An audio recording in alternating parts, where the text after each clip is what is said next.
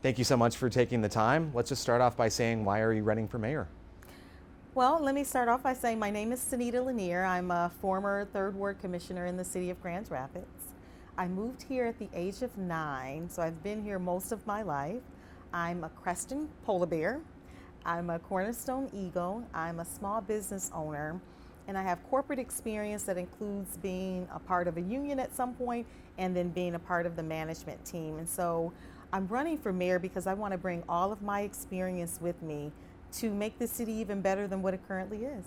You've obviously served, on the city commission for some time. If you're elected mayor, what's your biggest priority? Well, I have a number of things that I have my eye on. And I'll start off by talking about the culture of the city. So everyone experiences Grand Rapids in a different way. And so we make national lists for doing some really great and amazing things, but we've also made a national list for not doing some amazing things, even just recently. And so what I would like to do is help us to fulfill our vision by opening up what I'm calling the junk drawer and kind of looking at the issues that we've kind of placed to the side and not fully addressed, so that culturally everyone is experiencing Grand Rapids to its fullest. So that's one of the biggest initiatives, and it doesn't have a name as much as it's really making sure that the experience of Grand Rapids culturally is embraced by all who live here. More specifically, what needs to change? Well, I think, so let's talk about some of the lists that we haven't fared so high on. And so it's tied to how Black people experience Grand Rapids. So we've made the Forbes worst economical place for Black people to live. That was a while ago. And then just most recently, there was another list where it talked about Black people in economics being poor in the city of Grand Rapids. So it's there. The data is there. And we need to address it. We need to talk about it. We need to find out why it exists. And instead of just talking about it, we need to put and implement some of the things in place that will reverse some of those issues so that we can then have a Grand Rapids where everybody thrives. Obviously, some big projects going on right now. What is your opinion on the city supporting planned projects like the amphitheater, the soccer stadium, and the potential aquarium? Do you think this is a good use of resources? Well, here's what I believe. I believe that we need a vibrant downtown. I started working downtown in, I think, 2004. And it was a different downtown than it is today. And it's thriving, it's hustling. We have great entertainment happening downtown. We have sports teams now. We have concerts that are coming and places where people can thrive and live in downtown as well. And so those are some really great things. I think these items are additions to what's already amazing downtown. But what we're also experiencing with downtown is that some people don't necessarily like to go downtown. I'm hearing that frequently because of parking, because of congestion, because of they're not feeling welcomed or they don't feel safe. And so as we're building out what's dubbed as Grand Action 2.0, I think it's going to be vitally important for us to make sure that we are continuing the engagement that's happening with the community so that everyone can feel like they're a part of this kind of new vibe that's happening. But we can't forget what's happening in our local neighborhoods. Those business districts deserve to have just as booming of a business district and thriving entertainment happening at the local level as well and in those neighborhoods as well. And so what I'd like to do is continue some of the work to bridge what's happening downtown into the neighborhoods so they can be destination locations too. You mentioned parking. For many residents, the availability of parking downtown is a concern. Also, the cost of parking, it has risen over the last few years, continuing to rise. I mean, how do you balance that need with the current projects aimed to expand our city and bring in more visitors? Yeah, so one of my disadvantages is that I've been gone the last year and a half as the city has been broaching some of those very topics. So I'm not sure of all of the data. I'm not sure right now of all of what's going into some of those conversations. But what I can say is our parking and mobility department is an enterprise for the city. So it's a revenue generating arm of the city. And that's a really good thing in some ways, right? But we also need to think about, if we're trying to attract people downtown, how do we attract them without turning them off? And so we probably do need to take a closer look at where we're placing parking, how many parking spots we want to have downtown, And how do we use other modes of transportation to get people downtown so that then the congestion won't be as challenging as it is today? I know that the goal of a good parking system is to move traffic, but we're creating destinations that traffic won't necessarily want to move. When people go downtown, they're going to want to stay. And so we want to make sure that the parking costs match what we want in terms of people to come downtown and enjoy it. The other thing is that sometimes parking can be a deterrent for people to come downtown. And so if we're talking about creating the Grand Rapids for all to thrive, we want to make sure that everyone can afford even parking to go downtown to some of the free entertainment that may exist. We've talked about projects like the amphitheater, the soccer stadium. Advocates have endorsed the 3% hotel motel excise tax for tourists as part of a way to fund those projects. Do you support that proposal? Absolutely, and you know why? Because it's not necessarily being paid for by the citizens, and so I think that that's a value add. It's a good way to do what we would call a public-private partnership. So we have the public, which in this case will be visitors, contributing to something that we're all enjoying as citizens here in our city. Crime and violence, especially among young people, continues to be an issue throughout Grand Rapids. It's no easy answer, no easy topic, but how would you work to address that issue? Well, while I served on the City Commission, one of the initiatives that I was a part of was the SAFE Task Force. Safe Alliances for Everyone is what it stands for. And the SAFE Task Force, the sole purpose was to address and come up with strategies to reduce violent acts in our city. What we know for sure is that those who are experiencing violent acts and those who are perpetrating violent acts are doing it as a result of other issues. And so some of our recommendations stemmed from making sure that there are employment opportunities for our youth, making sure that there are safe places for youth to go after school. Our initiative was from 14 to 24. What we know for sure is when you get to that age where you can stay at home by yourself, it gives you a lot of opportunity before parents arrive to do things that you may not necessarily want to do or should be doing. And so having constructive things for youth to do helps to keep them from being involved in mischief, seriously.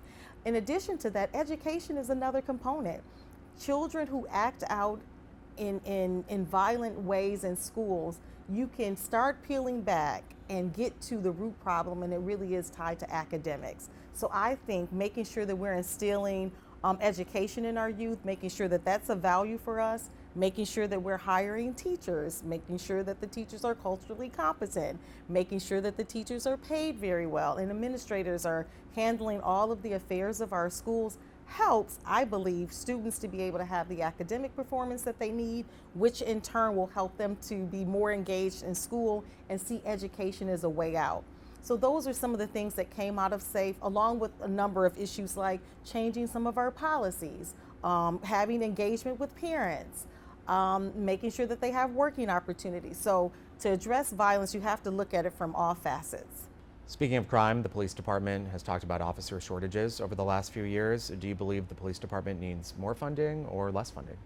Well, I don't think it's as simple as whether they need funding or more or less funding. What I do believe they need is to implement with integrity one of the initiatives that came out of their strategic plan, and that's the neighborhood policing model. What the neighborhood policing model provides this community is the same officers assigned to the same neighborhoods across the city, so that then those officers are getting to know the people who live in those neighborhoods, and the people who live in the neighborhoods are getting to know those officers. And when you have an approach like this, what you find on the other side of it is people who are willing to engage with policing because they recognize that this is someone who is in their community, they know who they are, and they will trust them a lot better. And I think it affords the police officers the same courtesy. They'll begin to build relationships, and they'll be trusting if they see someone involved in mischief, maybe the outcome of them having the interaction with that youth, let's say, will be a different outcome because they'll know who that person is.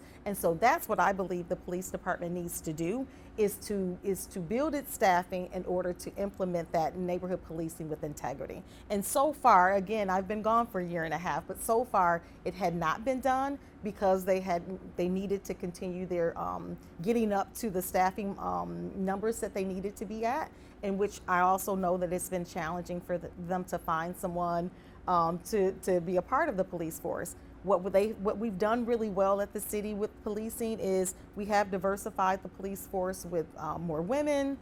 We have seen that there have been people of color who have applied, but we also know that there are gaps there, and we need to increase the number of people of color who are applying to the police force, because it's also important for people to see themselves in the people who are there to protect and serve their neighborhoods. That kind of leads into my next question about the community's relationship with the police department. We saw it after Patrick Leoya's death. There remains a lot of pain in much of the community when it comes to its relationship with the police department. How would you hope to bridge that divide?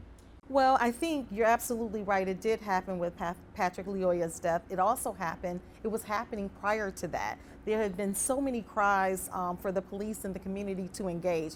I do believe that this neighborhood policing model will help to address that. That's why I think it's vitally important for it to be implemented fully.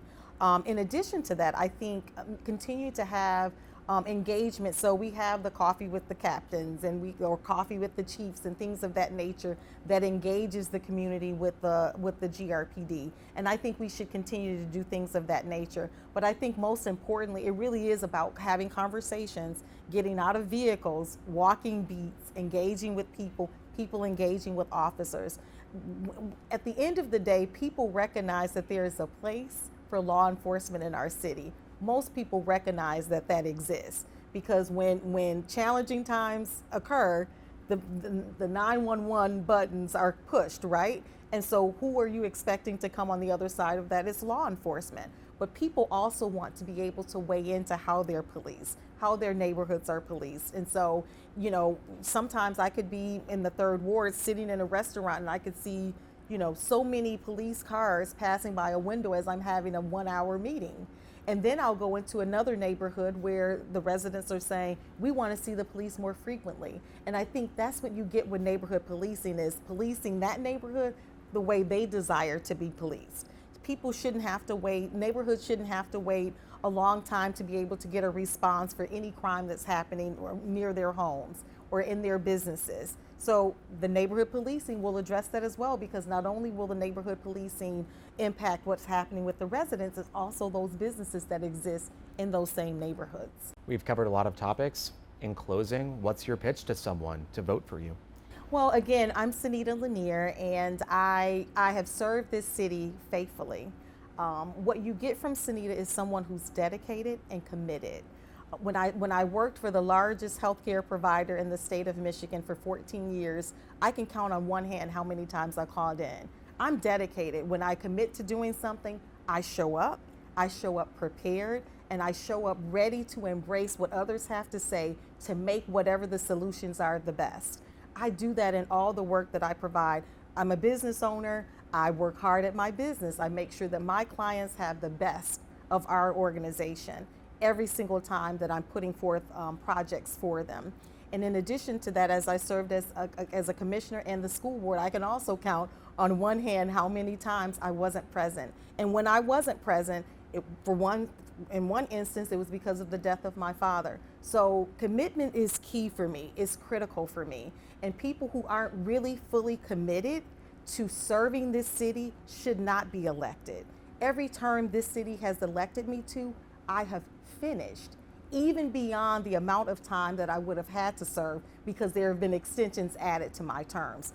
Commitment is critical, and I think this community needs to know that. In addition to that, this is no joke, and this isn't a stepping stone. I don't have my eyes set on another elected office. I have my eyes set on serving the citizens and the businesses that exist right here in Grand Rapids. And I'm looking forward to doing that with everyone's vote on August 6th. And anyone who wants to learn more about me and any policies, please visit my website at senitaformayor.com or email me at vote@senitaformayor.com. Thank you so much for having me.